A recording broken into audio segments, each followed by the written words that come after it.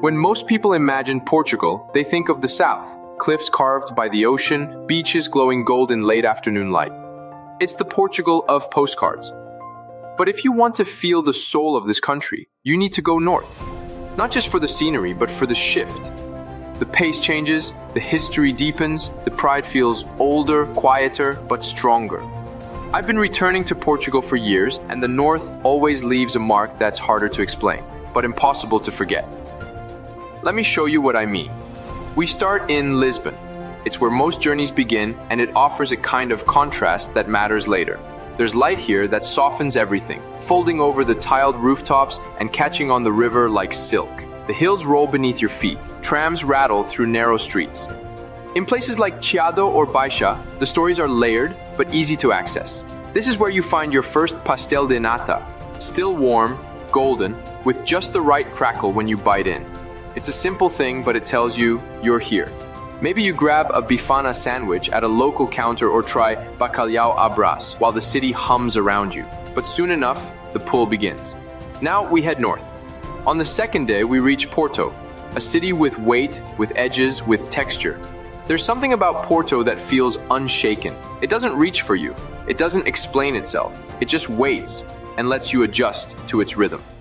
The Ribeira stacks itself in layers along the river, with iron balconies, faded colors, and laundry fluttering like flags of daily life.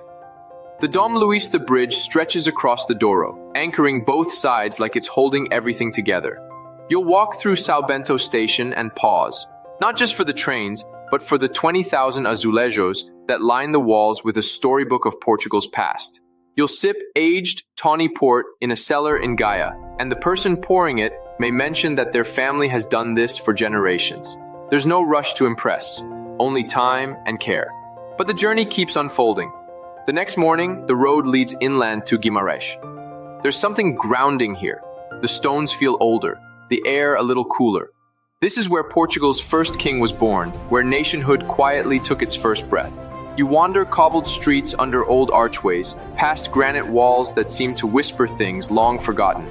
The castle stands at the top, not majestic so much as solid, like it remembers everything.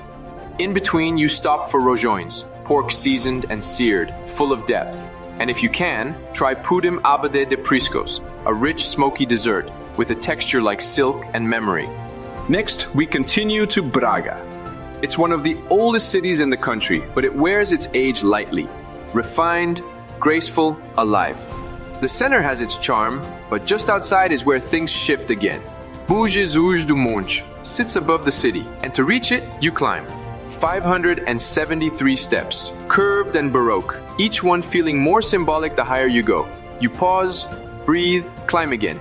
By the time you reach the top, the view holds you still, not because it's the best you've seen, but because it gives you space to feel something you hadn't named until now.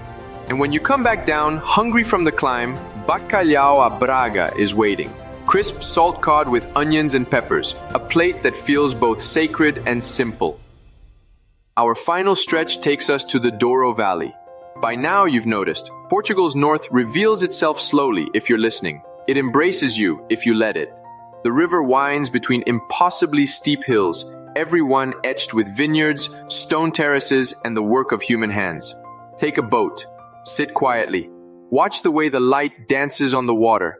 Then visit a quinta. Talk to the winemakers, not about varietals or tasting notes, but about the land, the years, the silence between harvests.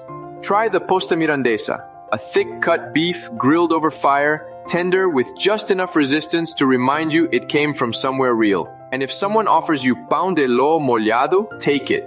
It's soft, barely set in the center, and tastes like it was made for a Sunday afternoon with family. By now, you understand. The north of Portugal isn't curated or contrived. It's lived in. It doesn't entertain. It offers presence. Stone, salt, fire, wine, and a kind of sacred stillness beneath it all. Lisbon may draw you in with its charm, but the north stays with you. And if you let it, it changes the way you'll remember it. If this kind of travel speaks to you, stick around. There's more to explore, more stories to share. Subscribe, leave a comment, and tell me, what part of Portugal speaks to your soul? I'll see you on the next journey. Obrigado.